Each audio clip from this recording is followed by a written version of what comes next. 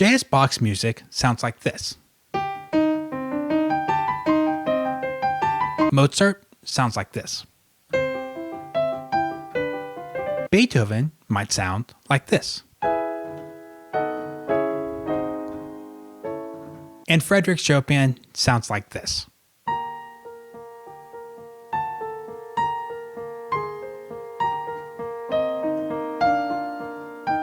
Or maybe Chopin sounds like this.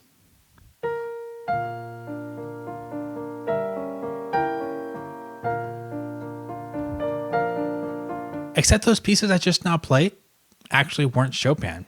They come from a composer named John Field. Now, John Field is not a very well-known composer, and he's often kind of given a small footnote in music history lectures in college because you don't have time to cover everyone. So it's like, yeah, he probably made up the Nocturne, and then Chopin was inspired by him.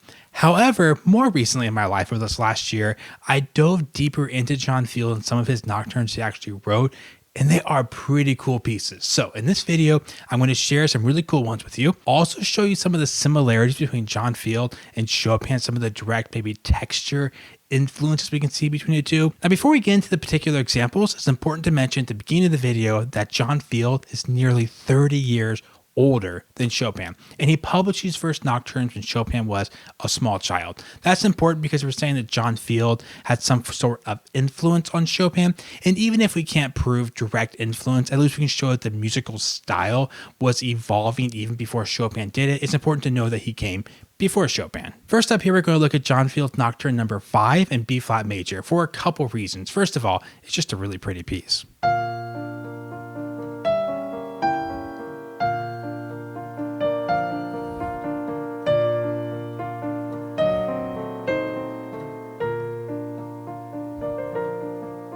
But on top of it being just pretty, there are a couple different very strong connections to Chopin. And the first we're going to talk about is the left hand texture. This texture right here.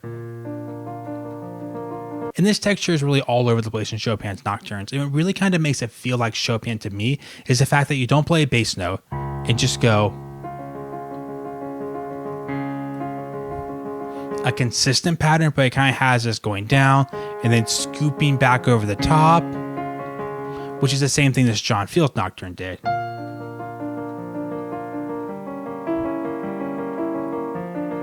So you kind of have it go up a little bit, then back up to the top. Another really, really uncanny similarity about this, though, is the middle part of this fifth Nocturne by John Field goes like this.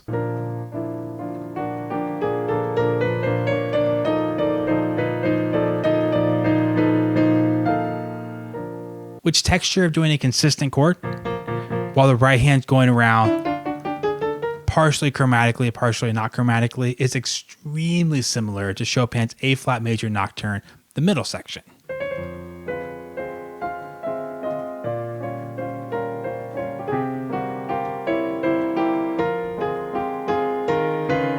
And then in John Field's Nocturne, we have this.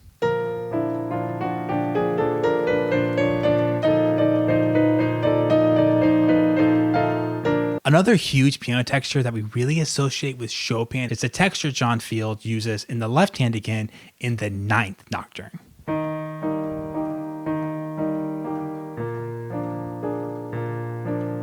Sound familiar to you?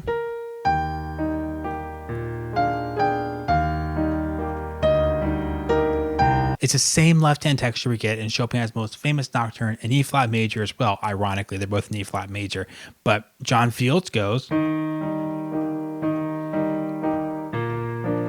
What this texture is you play a bass note, then you play a chord, then you invert the chord. Bass note, chord, invert. Bass, chord, invert. Bass, chord, invert. Same thing as Chopin's. Chord, invert. However, Chopin wouldn't really be Chopin without his gorgeous sweeping melodies. Stuff like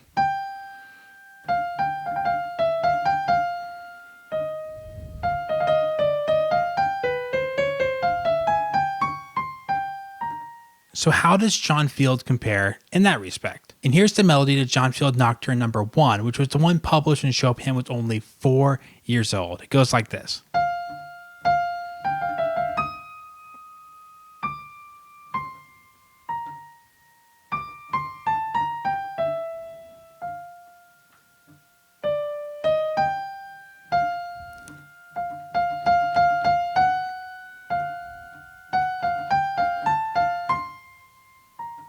Now, before we go on, I just want to mention really quick that artistic influence is one of the most difficult things to prove definitively. I'm not trying to say, yes, clearly Chopin heard this and he recreated this. You can sometimes look at music and say, oh, I can see a large scale movement towards a style or towards this style. But to prove a one-to-one comparison, that's not what I'm trying to do by showing you the examples. I'm trying to give you some really clear examples of here how this texture was already becoming popularized before Chopin showed up.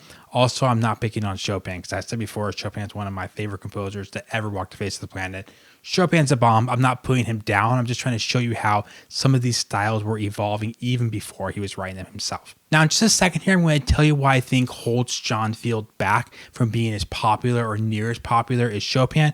But before we get there, let's just celebrate his compositions a little bit more with this crazy Nocturne number 11 in B flat. And the craziest thing about it is how it starts. Check this out.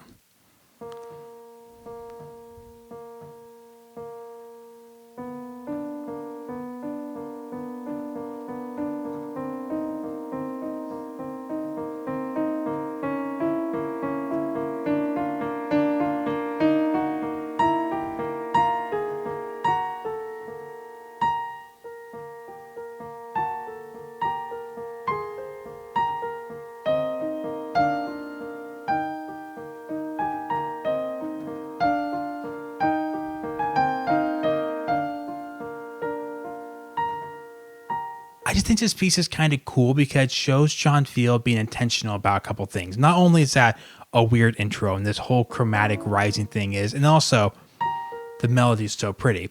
But one thing that's very interesting is he sticks with this texture for a really long time. Like you get through the whole first page, you haven't even reached down once and gone on the beat yet. In fact, it takes a really long time, and John Field is very smart about holding back the strong bass notes because it keeps his texture really thin up here for a long time. So it just kind of shows his creativity and kind of pacing a piece. Okay, so I want to make about 90% of this video celebrating John Field. He's a very cool composer. I don't think he's known well enough. I do want to kind of give my personal opinion of why is Chopin so much more popular than John Field. And I feel like probably the largest thing Field is missing from his composition is interest in the harmony. Like Bach harmony is much more interesting. Mozart and Haydn harmony, Beethoven harmony is much more interesting. So it's not like music had to progress for 30 more years before harmony got really fascinating. The Field harmony can many times be a little on the simplistic side. That's great. Chopin sometimes in his most beautiful moments will just do 1-5-1-5, 1-5, 1-4-5. But if you've ever been around a video where I've analyzed Chopin harmony, you know that at times it gets extremely sophisticated and deep and rich. And sometimes John Field can just stick with a simple harmony too long and kind of lull you to sleep. So look at his first nocturne here. We have 1, 5, 1, 5, 1, and then 1. And finally 4, minor 4, 5, 1. And actually, if I just play the chords to the first page, we get 1, 5, 1, 1, 1, 5, 1, 1, 4, 5, 1, 1, 4, 5, 1, and then 5, 1, and then 5, 1. And it's not just the first nocturne. It's kind of a lack of really clever, brilliant harmony. I think it's something missing from his pieces. You can say also melodically, he's not quite at Chopin's level. He's not quite to the freedom and the flourishes aren't quite there. But it's interesting if you just had this on a YouTube playlist and you're working on your computer, just kind of listening to it in the background, you can believe it's Chopin. It is very similar sounding to Chopin. And the last thing I just want to say is John Field actually wrote more than just nocturnes. And if you don't know anything about those pieces, neither do I. I guess we both have some research to do. Hopefully they're actually in print and you can access them some way. Interesting point. One of the reasons some of the nocturnes have been preserved is because a Liszt actually compiled some nocturnes. And he actually wrote about John Field in this compilation he made of the nocturnes. He edited them and published them, which also shows you that composers in the generation after John Field were very aware of who John Field was, since Liszt is compiling his pieces. Hope you enjoyed the video. If you're in the mood to play Nocturne, check these out. See you guys in the next one.